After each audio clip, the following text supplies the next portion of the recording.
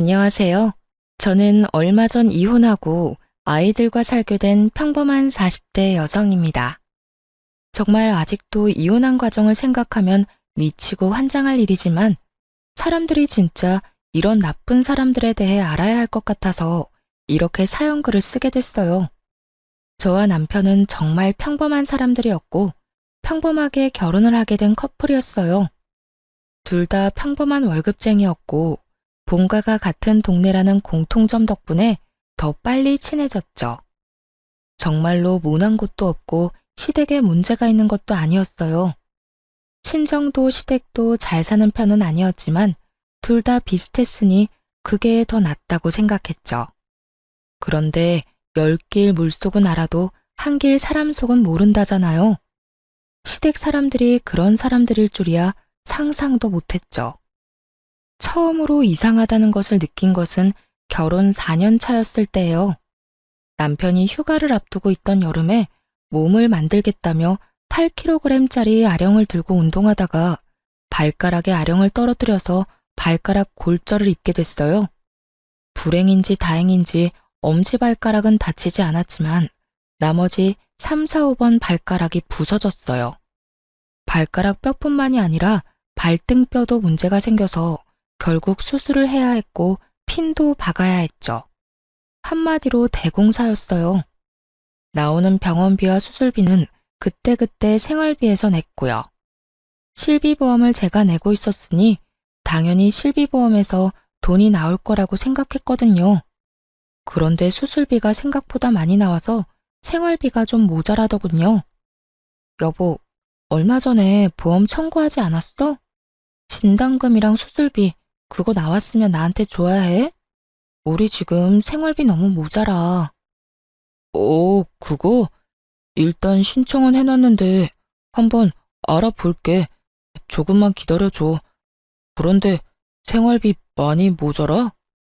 응, 이번 달 초에 당신이 교육 듣는다고 40만 원 가져갔잖아. 그것 때문에 좀 힘들어. 저와 남편은 통장을 합친 건 아니었어요. 결혼하면서 오랫동안 몰던 중고차를 팔고 새로운 차를 사느라 대출을 받았고 집을 구매하면서 또 대출을 받았죠. 남편 앞으로 150만 원 넘게 대출금이 들어가고 있는 실정이라 필연적으로 제가 생활비를 부담하고 있었거든요. 그러다 보니 이런 식으로 돈이 나가면 제 월급에서 돈을 더 써야 하는 일이 생겼던 거죠. 그날의 대화는 대수롭지 않게 넘어갔어요. 그런데 수술한 지 2주가 넘어가는데도 보험금이 나오지 않더군요. 퇴원 시에는 입원비 관련한 보험금이 나와야 하는데 말이죠. 답답한 마음에 남편에게 먼저 말을 꺼냈어요. 혹시 보험 어떻게 됐어? 혹시 결격 사유라도 있었던 거야?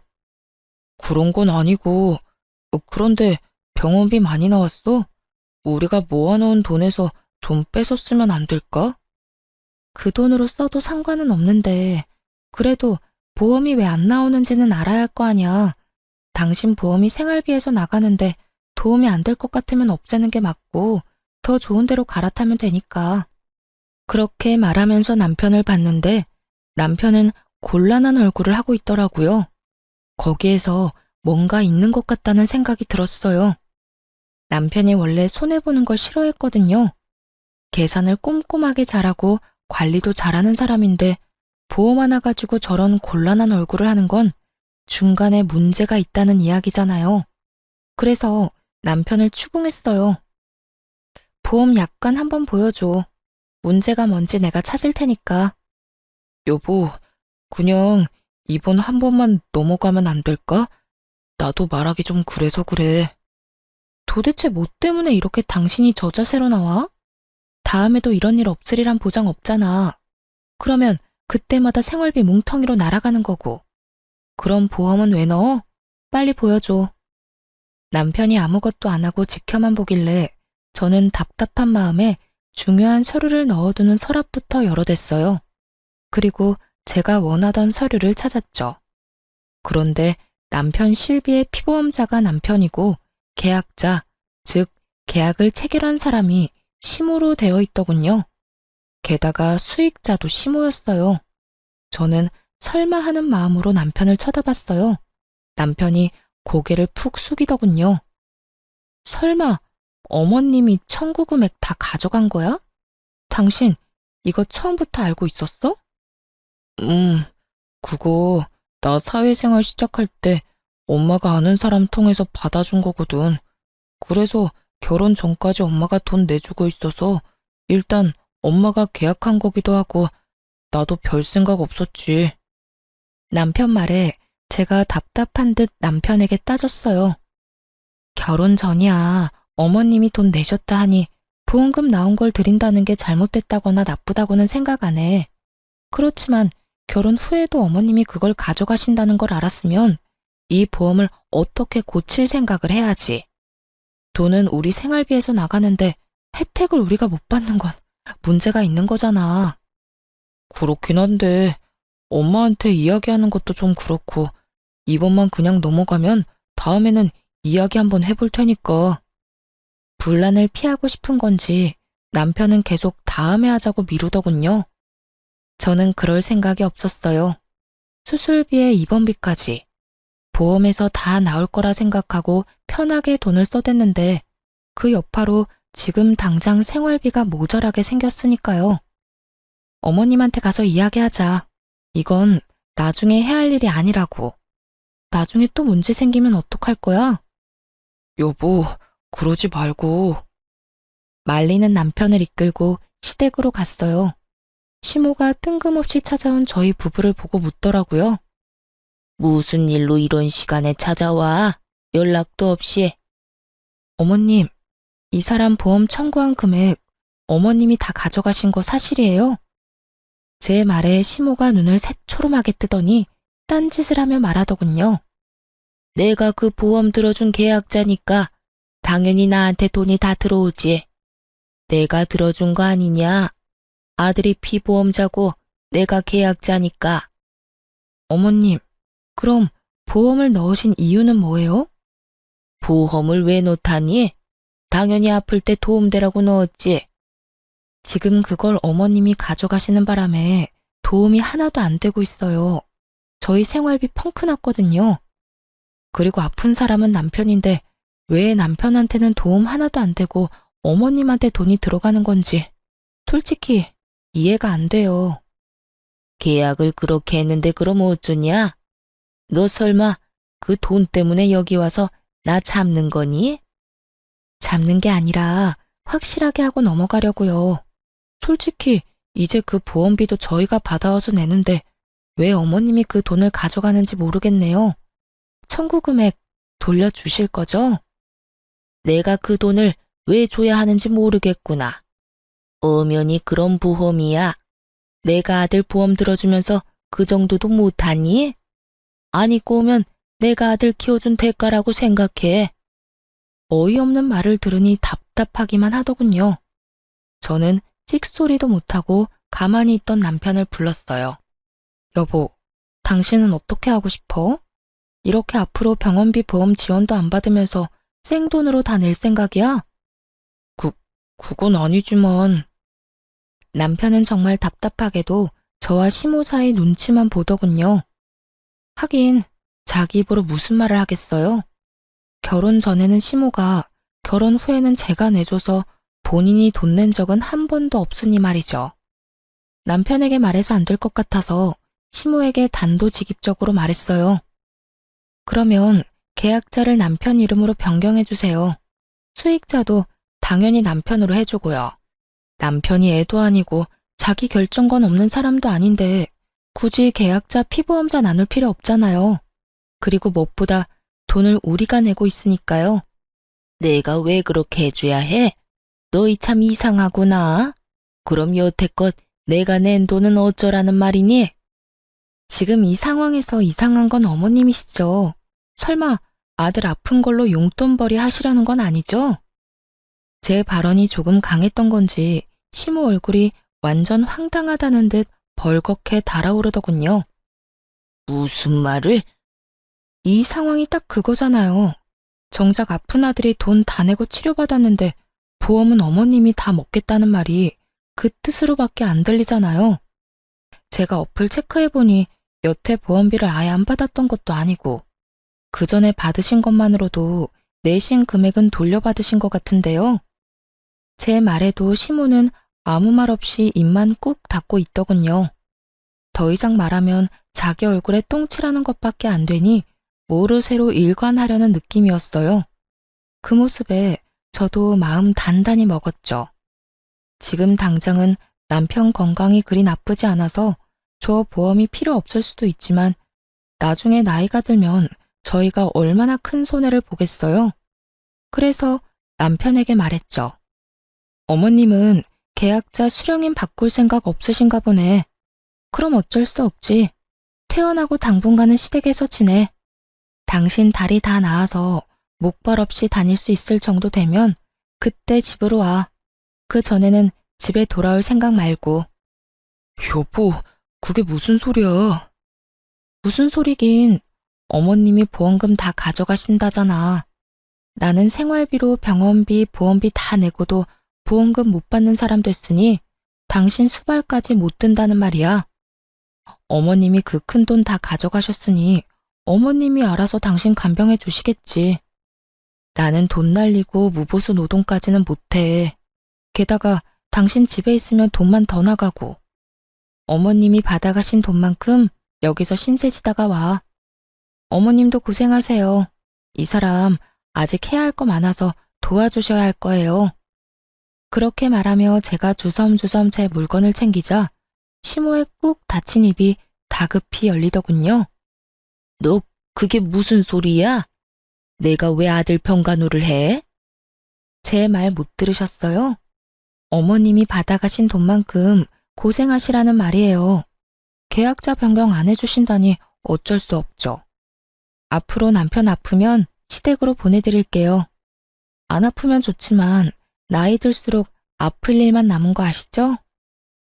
여보, 진짜 나 놔두고 가는 거야? 잠깐만.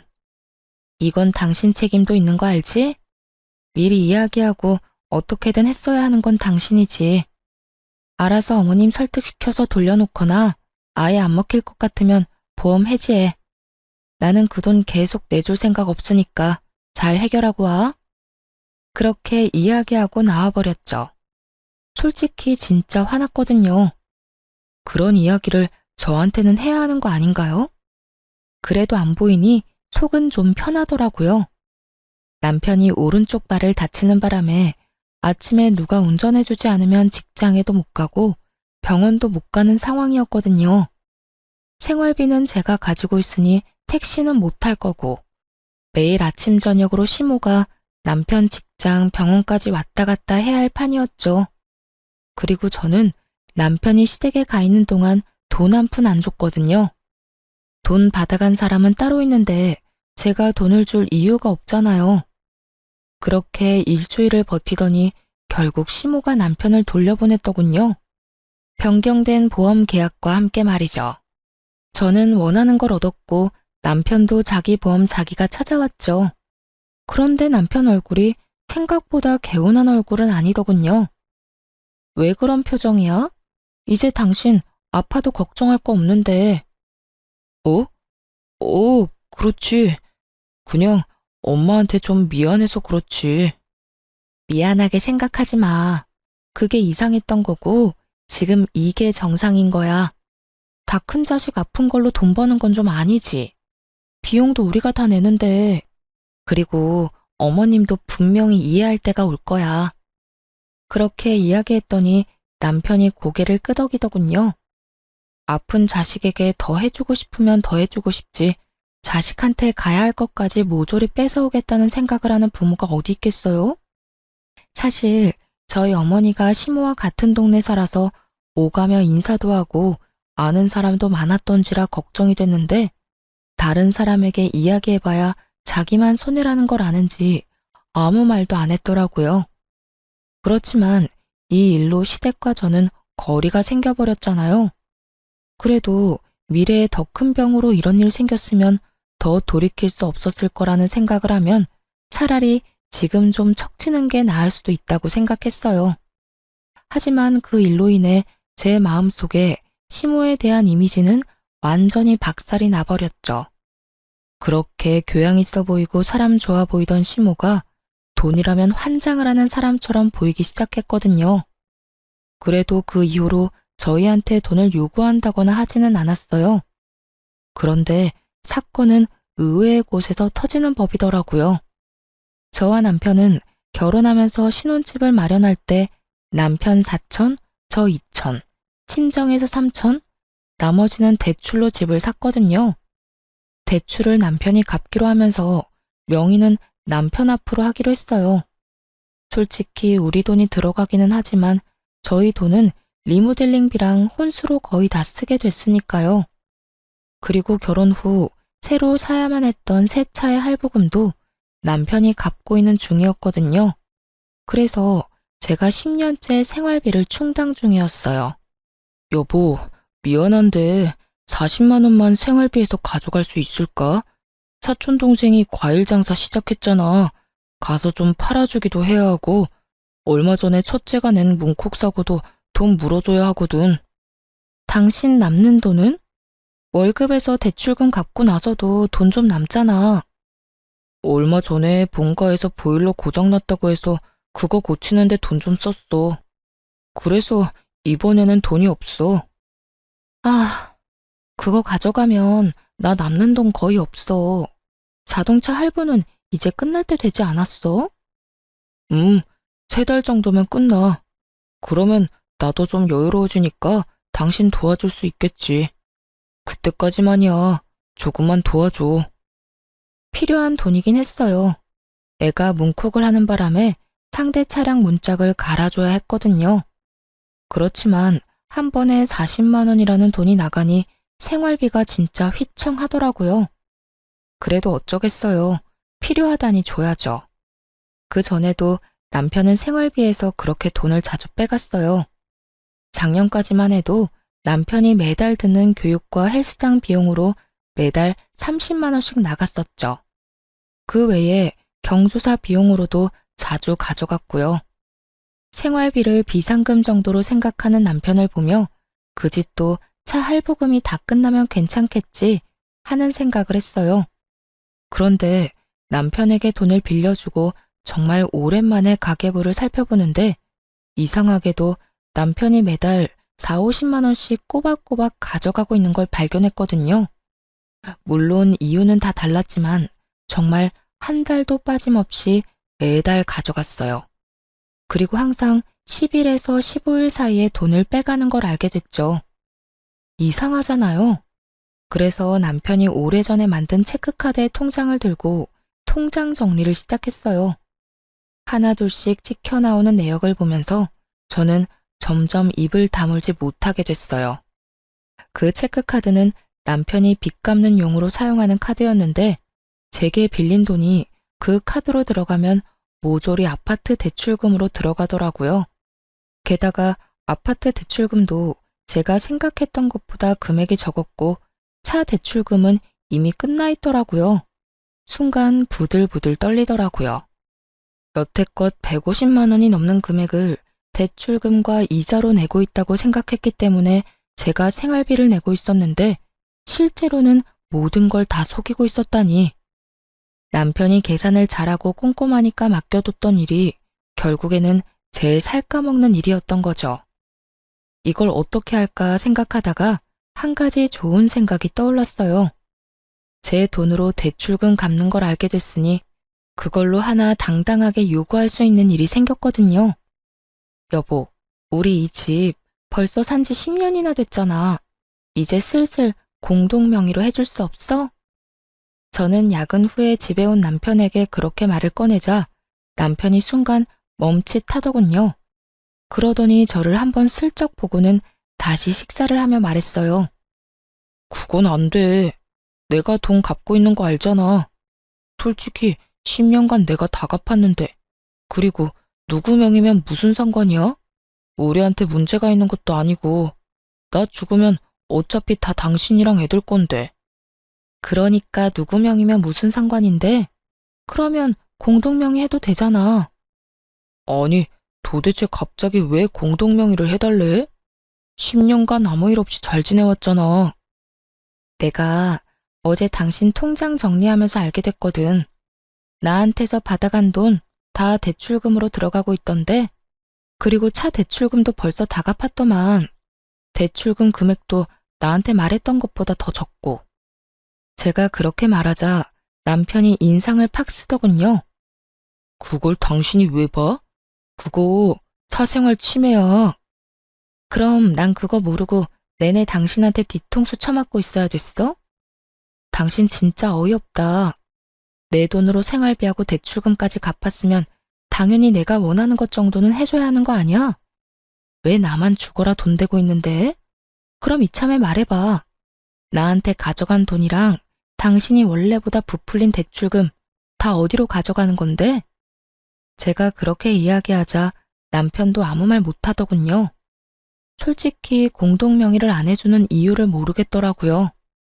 내가 그거 다 봐주겠다고. 그러니까 공동명의 하나 해달라는 건데 그게 그렇게 힘들어? 막말로 내가 내 월급으로 내 용돈 썼어? 내 월급으로 생활비 하느라 모아놓은 돈도 많이 없는데 너는 나 몰래 뒷주머니 차고 있었잖아. 이 집에 기여하는 돈으로만 본다면 제가 남편보다 돈을 더 많이 내고 있었는데 말이죠. 남편의 저런 모습을 보니 저도 부글거렸어요. 그래도 해주겠다는 말은 절대로 안 하는 남편을 보며 저도 마음을 굳게 먹고 말했죠. 그래, 당신 맘대로 해. 대신 당신은 생활비 쓰지 마.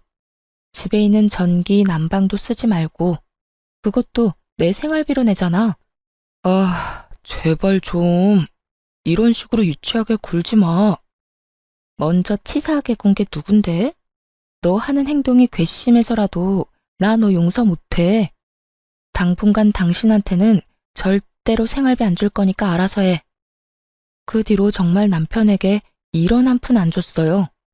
난방이랑 전기도 못하게 막아버렸고 냉장고에 음식도 못 먹도록 아이들 음식도 단품 요리로 만들어서 바로 먹어버렸어요.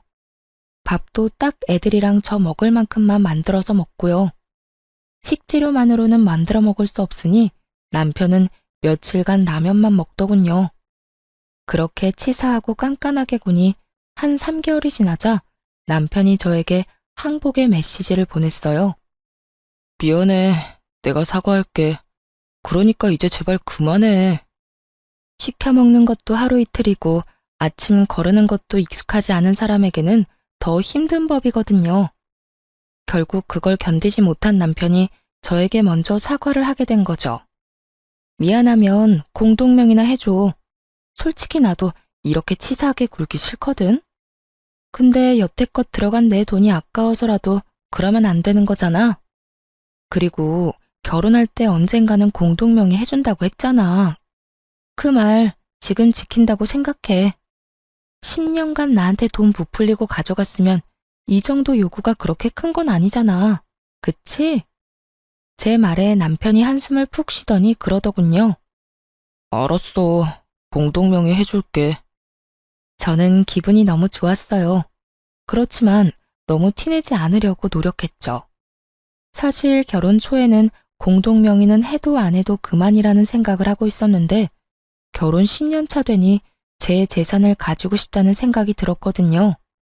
게다가 제가 돈을 안 버는 것도 아니고 그걸로 집에 생활비로 다 쓰는데 제 앞으로 된 재산이 아무것도 없다는 것도 좀 싫었고요. 그래서 남편이 공동명의 해줄 날만 기다리고 있었죠. 그런데 그 다음날 시모가 저희 집에 찾아왔더군요. 너 이게 도대체 뭐 하는 짓이니? 네가 뭔데 공동명의를 요구해? 네가 한 게 뭐가 있는데 내 자식 재산을 넘봐? 어이가 없었어요. 다짜고짜 와서 저한테 이런 막말을 하다니. 남편은 그런 시모를 말리려 애쓰더라고요. 놔봐. 넌 바보 등신이야? 어떻게 된 게 네 손 안에 들어온 것도 못 지켜서 이 난리야? 시모의 그 말에 저도 빈정이 확 상해버렸어요. 솔직히 왜 제가 저런 소리를 들어야 하는지 모르겠더라고요. 그래서 저도 시모에게 이야기했죠. 어머님, 남편이 그간 저한테 가져간 돈이 얼만지 아세요? 그리고 남편이 그간 대출금 부풀려서 이야기해서 생활비 지원조차 안 하고 뒷주머니 찬 게 얼만지는 알고 그런 말씀 하시는 거예요? 그게 무슨 소리야? 집값 낸 사람이 집주인이지. 그러니까요. 그 집 대출금도 제 돈 가져가서 냈던데 그것도 모르고 지금 여기 와서 저한테 이러시는 거예요? 뭐? 그게 무슨 소리야? 시모가 처음 듣는 내용인 듯 남편을 쳐다보더군요. 남편이 한숨을 푹 쉬고는 시모에게 말했어요. 제가 와이프 생활비로 대출금을 좀 냈어요. 얼마를? 한 달에 4, 50만 원 정도요. 올랑. 화내려는 시모 앞에 제가 한마디 더 붙였어요. 매달요. 10년간. 그래도 그렇지. 4, 50만 원은 내줘도 되지. 제가 생활비로 150, 200 정도 이미 내는데도요. 생활비도 네가 내냐? 넌 생활비 안 줘? 네. 남편 말에 시모가 눈을 질끈 감더군요. 제가 이 집과 생활 유지에 돈을 더 많이 내는데 그거 요구하는 게 과한 일인가요? 나는 모르겠다. 니들이 알아서 해라. 시모는 무슨 말이 하고 싶어서 왔는지는 모르겠지만 그 말만 남기고 후다닥 사라졌어요. 분명히 아들 편을 들며 저를 혼내주고 싶었던 모양인데 어쩌겠어요. 사실로 따지면 제가 그 집을 가져도 모자란 것을. 그리고 솔직히 애초에 리모델링 비용까지 하면 오로지 남편 거라고 하는 것도 웃기잖아요. 그렇게 남편은 조만간 공동명의 해주겠다고 약속까지 했어요. 기분이 좋았지만 그 기분도 금방 가라앉았어요. 남편 때문이 아니라 친정 사정 때문에요. 저희 친정어머니가 지병으로 몇 년을 앓고 계셨는데 당장 수술이 필요한 상황이었거든요. 게다가 저는 생활비 쓰느라 돈 모아놓은 것도 많지 않았고요. 남편과 함께 모아둔 돈은 더 큰 집으로 가거나 애들 교육에 쓸 목적으로 모은 거였거든요. 제가 남편에게 슬쩍 물었죠. 여보, 우리 모으고 있는 돈 좀 빌려줄 수 있어? 우리 엄마 이제 곧 이식 수술인데 수술비가 너무 많이 들어서. 장모님 이식 수술 잡혔어? 그런데 어쩌지? 그 돈 지금 빼면 더 손해야. 이때껏 모아놓은 돈은 다 더 부풀리려고 각종 펀드랑 주식에 넣어놨잖아. 지금 팔면 원금도 보전 못해. 남편이 난색을 표하며 안 된다고 하더군요. 그거 말고 지금 모으고 있는 돈들은 그냥 적금만 깨면 되니까 괜찮잖아. 그래도 그건 우리 집에 문제 생기면 사용할 비상금이잖아. 그걸 장모님 수술비로 주는 건 좀... 처남은? 처남은 돈 없대? 걔 이제 막 결혼했는데 무슨 돈이 있겠어? 그러지 말고 좀 빌려줘. 엄마 수술하고 나면 조금이라도 갚아줄 테니까. 안 된다니까 왜 이래? 그 돈은 안 쓸 거야. 단호한 남편 답변에 속이 확 상했어요.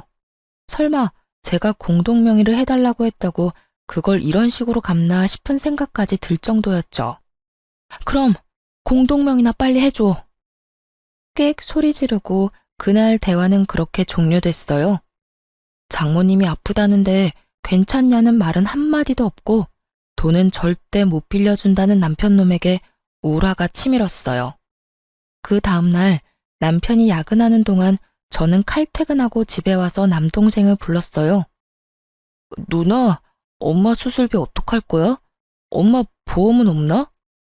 보험 있긴 한데 기대하기는 좀 어려워. 특약도 많이 없었고 그냥 기본이라.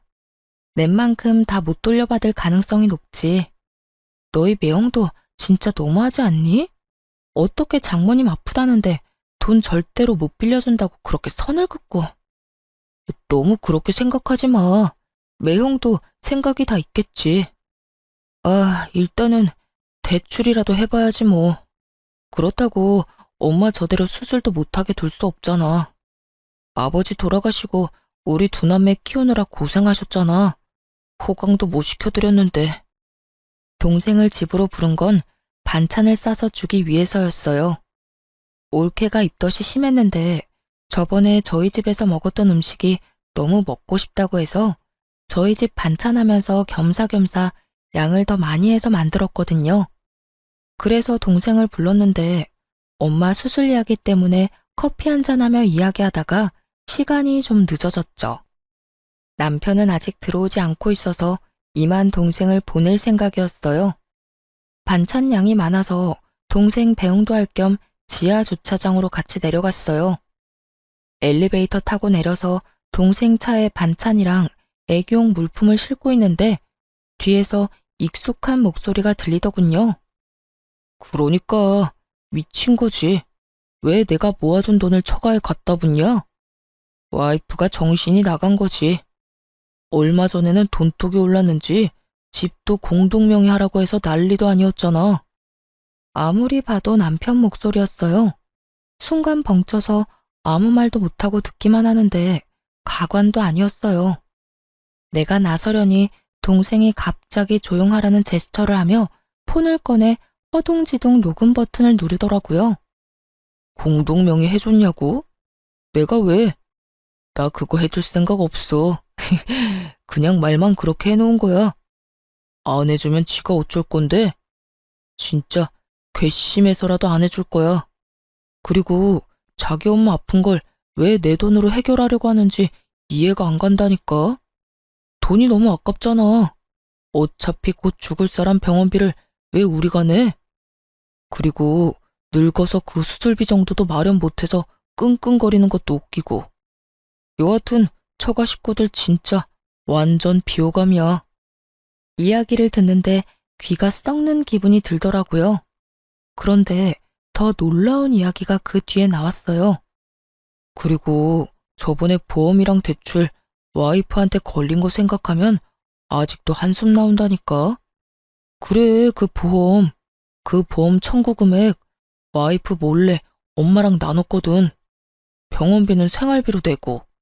근데 그거 안 준다고 쌩 난리를 치더니 결국 나 본가해버리고 가버리는 거 보고 완전 정이 뚝 떨어지더라니까. 그걸로 이번에도 비상금 잘 모을 수 있었는데 딱 걸려가지고 대출금도 와이프 돈으로 야금야금 잘 넣고 있었거든. 부풀려서 이야기해서 생활비도 와이프가 다 내도록 설계 다 해놨는데 말이지. 이번에 걸리는 바람에 다음 달부터 와이프가 돈 달라고 할까봐 그게 걱정이야. 누구랑 무슨 통화를 하고 있는지는 모르겠지만 제 속내를 그대로 드러내는 남편놈 목소리를 들으며 진짜 하늘이 무너지는 기분이었어요. 처음부터 제 돈으로 자기들 배를 열심히 채우고 있었더라고요. 완전 열이 받을 대로 받은 저는 씩씩대며 주변을 살폈어요. 남편은 제가 지하 주차장에 있을 거라는 생각도 못하고 통화 끝나고 올라가려고 통화를 이어가고 있더군요. 저는 올케한테 챙겨주려던 겉절이 김치의 뚜껑을 열어서 남편에게 다가갔어요. 낄낄대며 발끝을 벽에 툭툭 차고 있던 남편놈 얼굴에 겉절이를 확 부었죠. 으이씨, 뭐야? 겉절이 맞은 남편놈이 얼굴을 들어 인상을 쓰더군요. 그리고 그 앞에는 그 인상보다 더 더러운 표정의 제가 있었죠. 야, 너 우리 엄마 수술비 안 빌려준다던 게 돈이 아까워서 그런 거였어? 어? 말해봐. 통화할 때는 말만 잘하더니 왜 꿀먹은 벙어리야? 저는 남편놈 멱살을 쥐면서 남편을 추궁했어요. 그랬더니 동생이 급히 저를 뒤에서 말리더군요. 누나, 참아. 이렇게 화낸다고 될 일 아니잖아. 누나가 일단 참아. 아이씨, 더 이상 나 열받게 하지 마. 지금 이 상황도 짜증내기 일보 직전이니까. 방구 낀 놈이 성질낸다고 딱 그거였어요. 지금 네가 짜증이 나? 그래, 내고 오늘 너 죽고 나 죽자, 어? 열받은 제가 또 달려들자 동생이 말렸어요. 너 이대로 나 안 넘어가? 이혼해. 당장 이혼하자고. 이딴 식으로 너한테 돈 한 푼이라도 더 주면 내가 등신이고 바보 천치지. 누가 그런다고 겁낼 줄 알아? 이혼? 그래, 해. 하면 되지 왜 못하겠어? 보나마나 내가 더 유리하다고. 진짜 미치고 환장하겠더라고요. 자기가 뭐라고 저렇게 당당한지. 저는 이악 물고 이혼 소송에 들어갔어요. 엄마가 아픈데 저놈 얼굴까지 보고 있다간 속에 천불이 날 것 같았거든요. 소송 진행 중에 엄마 이식 수술 날짜가 잡혔어요. 엄마한테는 이혼한다는 말 안 했거든요. 괜히 걱정하고 스트레스만 받으실까 봐요. 수술 다 끝나면 이야기할 생각이었죠. 수술 며칠 전 엄마가 저랑 동생 불러서 그러더군요. 혹시라도 수술 잘못되거나 문제 생기면 엄마 폰 안에 사진 첩봐. 엄마가 거기에 너희들한테 조금이라도 물려주려고 모아둔 것들 사진 찍어놨어. 비밀번호도 거기 같이 있고 사망보험금도 얼마 전에 물어보니 꽤 많이 나올 것 같고 모아둔 돈이랑 엄마 살던 집, 내 앞으로 된 시골 땅 팔면 너희 앞으로 3억씩은 돌아갈 거야. 그리고 수술비도 걱정하지 말고 무조건 그 통장에 있는 돈 써. 알았지? 동생과 저는 깜짝 놀랐어요. 평소 친정엄마가 항상 돈 없다는 말을 밥 먹듯이 하니 저도 동생도 당연히 어머니에게 돈이 없다고 생각했거든요. 그런데 이렇게 알뜰살뜰 모아놨을 줄은 상상도 못했죠. 이제 수술만 잘 되면 된다고 생각하고 있었는데 수술 도중에 어머니가 돌아가셨어요. 면역력이 너무 약해져 있어서 수술을 견디질 못한 것 같더라고요. 정말 너무 슬퍼서 동생과 한참을 울고 장례식도 어떻게 치르는지도 모르게 병원에 있던 장례식장에서 나온 분이 하라는 대로 예예 하며 전혀 실감도 못하고 있었어요. 그런데 장례식을 하는 이틀날 이혼 소송 중인 남편과 시모가 장례식장에 찾아왔더라고요. 슬픔이 분노로 바뀌는데 1분도 안 걸렸어요. 그래도 입술을 꽉 깨물며 어머니 가시는 길에 분란 안 일으키려고 조심하고 있었는데 남편 놈이 어머니 영정 앞에서 울고불고 곡소리를 내며 대성통곡을 하는 거예요. 동생과 저는 벙쪘죠. 저 인간들이 왜 저러나 싶었거든요. 남편이 저한테 오더니 제 손을 잡으며 갑자기 뜬금없는 소리를 하더라고요. 여보, 많이 힘들지? 다 괜찮아. 내가 곁에 있잖아. 저는 처음에 제가 잘못 들은 줄 알았어요. 지가 왜 날 걱정해요? 치열하게 한 푼도 안 뺏기려고 이혼 소송 중인데 갑자기 와서 챙기는 척? 착한 척? 환장하고 기가 차서 제가 물었죠. 이게 뭐 하는 짓이야? 당신이 여길 왜 와? 여기 와서 눈물 흘릴 자격도 없는 놈이? 저의 차가운 말에도 남편 놈이 제 손을 꼭 붙잡더니 그러더군요. 많이 속상했지? 내가 다 미안해. 이렇게 장모님 잃고 나니 당신이 얼마나 소중한지 깨달았어. 그러니까 우리 이혼은 없던 걸로 하고 다시 잘 살아보자. 점점 더 기괴해지는 남편놈 행동에 저는 이 인간의 의중을 알 수 없어서 궁금증만 생길 뿐이었어요. 다시 잘 살아? 당신이랑 내가 왜? 나한테 한 푼도 주기 싫어서 이혼 소송도 그렇게 지랄맞게 하고 있으면서? 그래, 당신 입장에서는 그렇게 생각할 수 있지. 하지만 다 당신을 위해서였어. 그리고 당신이 원하면 다시 재결합하면 바로 집도 공동명의로 해줄게. 그거 당신이 원했잖아. 남편놈 말에 미치고 팔짝 뛰겠더라고요. 갑자기 재결합 이야기를 왜 하냐고요? 근데 그 의문을 해결해 줄 사람이 금방 다가오더라고요. 시모와 어머니의 친구분이셨어요.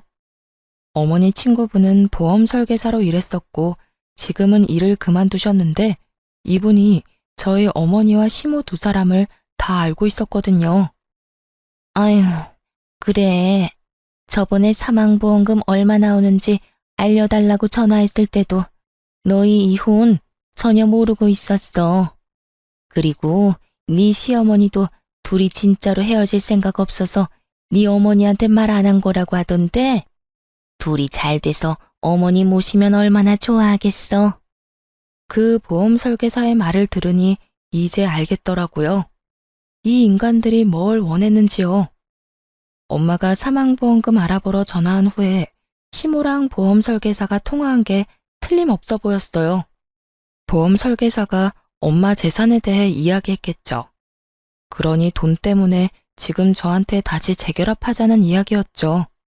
그리고 지금 이혼 소송이 남편에게 유리한 쪽으로 흘러가지는 않고 있었거든요. 남편은 제가 집값을 내지 않아서 재산 분할을 해줄 수 없다는 상황인데 제가 남편 계좌로 보내준 돈과 생활비에 쓴 돈까지 제가 쓴 금액이 더 많아서 남편 원하는 비율로 안 되고 있었거든요. 자기가 좋은 조건으로 승소할 수 없을 것 같으니 저를 회유하려는 것처럼 보였어요. 게다가 유산으로 돈이 많이 나온다니 그것도 노렸을 테고요. 제가 몰랐으면 몰랐지 남편과 시모의 행동과 생각을 모두 알고 있는데 이런 개수작을 부리다니. 제가 얼마나 만만하게 보였으면 이럴까 싶었어요.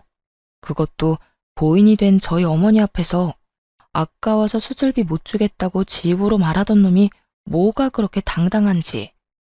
그런데 시모가 그때 제게 다가오더니 굉장히 슬픈 얼굴로 말하더라고요. 아가, 고생이 많다. 우리 애가 철이 없어서 이혼 이야기가 나왔다만 그래도 너희는 애를 낳고 산 부부잖니. 그리고 그렇게 큰 잘못으로 이혼하려는 것도 아니고 잠깐의 치기로 그럴 수 있으니 네가 이해하고 덮어주거라. 그 정도 흠은 살면서 아무것도 아니야. 뻔뻔하게 덮어주라는 말을 하다니. 시모도 남편만큼 뻔뻔하고 염치 없는 행동을 잘하더라고요. 그래서 저도 남편 놈과 시모 우라통 터지게 해주기로 했어요. 저는 남편 팔을 탁 쳐내고 말했어요. 내 대답을 들려줄게. 저는 그렇게 말하고 핸드폰을 꺼냈어요. 그리고 그 안에 저장된 녹음본을 틀었어요. 제일 큰 볼륨으로 말이죠. 여기 장례식장에 있는 모든 사람들이 들을 수 있도록. 그 녹음본은 동생이 그날 녹음한 거였죠. 자기 엄마 아픈 걸 왜 내 돈으로 해결하려고 하는지 이해가 안 간다니까. 돈이 너무 아깝잖아. 어차피 곧 죽을 사람 병원비를 왜 우리가 내? 그리고 늙어서 그 수술비 정도도 마련 못해서 끙끙거리는 것도 웃기고. 여하튼 처가 식구들 진짜 완전 비호감이야. 쩌렁쩌렁 남편 목소리가 흘러나오는데 사람들이 수군거리더군요. 하긴 그럴 수밖에 없죠. 여기 있는 손님들 중 엄마 손님과 시모의 지인이 겹치거든요. 기억상실증이라도 걸렸어? 네가 네 입으로 우리 엄마 수술비 안 준다고 했잖아. 그것도 돈 아깝다는 이유로. 그리고 그 돈이 온전히 네 돈이었어? 우리 둘이 같이 모은 돈이었지. 이게 내 대답이다. 알아듣겠어, 정신 나간 놈아? 이제 와서 재결합? 웃기고 있네. 왜? 엄마 죽고 나니까 이제 돈 나갈 거 없어 보이니 나하고 재결합할 생각이었어? 근데 어쩌냐? 너 같은 인성의 남자랑 결혼한 게 내 인생 최악의 선택인데. 2번 다시 몇 억을 너랑 같이 준다 해도 너랑 재결합은 없어. 제 말이 끝남과 동시에 장례식장이 웅성거리기 시작했어요. 설마 진짜로 저랬단 말이야? 저게 사위가 아니라 웬수지. 아이고, 저거 모르고 간 고인이 다행인 건지 불행인 건지. 세상에, 겉으로는 며느리가 잘못해서 이혼한다더니 그게 아니라 자기 아들한테 문제가 있었네. 아무리 그래도 처갓집을 저렇게 홀대할 수가 있어? 뒤에 이야기가 더 흘러나올수록 사람들의 이야기 소리는 더 커졌고 시모와 남편은 얼굴이 새빨개져서는 저를 찌를 듯이 노려보더군요. 제가 겁이라도 낼 줄 알았나 봐요. 제가 도리어 더 눈을 똑바로 뜨고 째려보는데 동생이 그 사이에 끼어들어왔어요. 형님, 여기서 형님 반기는 사람 아무도 없어요. 저희 가족들도 누나도 그리고 저희 어머니도요.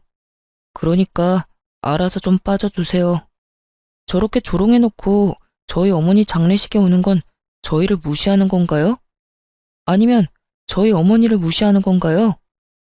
설마 자기 입으로 저렇게 다 말해놓고 아니라는 말 하실 건 아니죠? 남동생의 그 말에 남편이 주변의 눈치를 살살 보더니 결국 시모를 두고 자기 몸만 빠져 도망치듯 나가버렸어요. 속이 시원하더라고요. 여기 사람들 중에 시모와 남편 아는 사람들이 많았거든요. 지금껏 시모와 남편을 착한 사람이라고 잘못 알고 있다는 것만으로도 완전히 열받았는데 그 사람들에게 다 알려줄 수 있었으니까 다행이라 생각했어요. 결국 남편과 저는 이혼을 했어요. 재산 분할도 저한테 유리하도록 됐죠. 저는 어머니 유산과 재산 분할로 받은 돈 보태서 시모집 근처 좋은 평수로 이사를 갔어요. 그리고 자주 마트에서 시모와 전 남편을 마주쳤거든요. 그전에는 그렇게 기고만장해서 코가 하늘을 찌르더니 지금은 저를 봐도 모른 척하기 바쁘더군요. 왜냐고요? 마트 갈 때마다 아는 사람들이 그런 이야기를 해주거든요. 아유, 고생 많았어. 어떻게 그렇게 되먹지도 못한 인간을 만나서. 그래도 일찍 이혼한 게 다행이지. 그런 놈이랑 같이 살아봐야 저승가에는 어머니 속만 문드러질 테니까. 그렇게 시모와 전 남편이 있는 곳에서 저를 다독이며 자주 말해줬거든요. 솔직히 사람들 입에 오르내리는 일은 저도 좋아하지 않지만 나쁜 인간들 엿먹이려는 일이라고 생각하니 도리어 의욕이 샘솟더라고요. 그렇게 몇 번 그 인간들 있는 곳에서 그런 소리 들으니 결국은 그 인간들도 못 참더라고요. 몇십 년이나 살았던 동네를 쫓겨나듯 도망가게 됐으니까요. 전 남편과 시모가 어디로 갔는지는 저도 몰라요.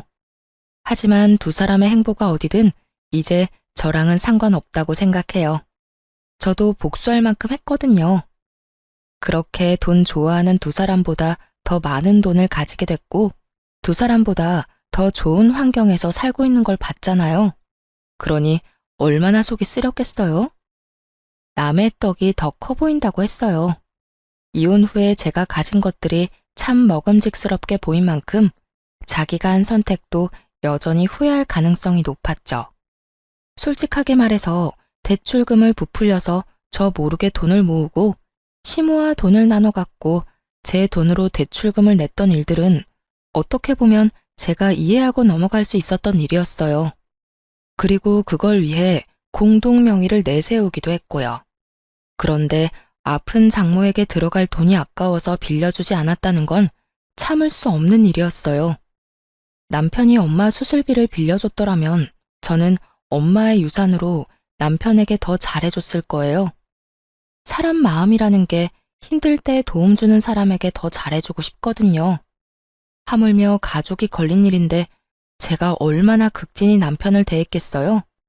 그런데 꼴랑 그거 아까워서 자기가 가질 수 있었던 모든 걸 잃게 됐으니 옆에 있을수록 자괴감과 후회가 전 남편과 시모를 무척 괴롭혔을 거예요. 결국은 참다 못해 떠나긴 했지만요.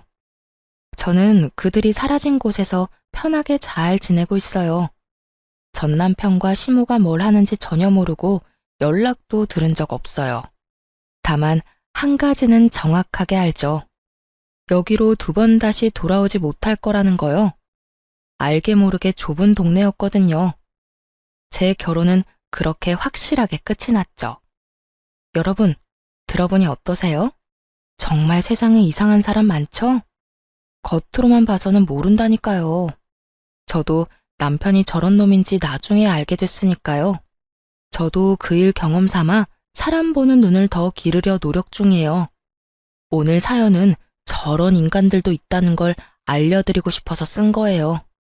제 사연 재미있게 읽어주셨다면 감사합니다.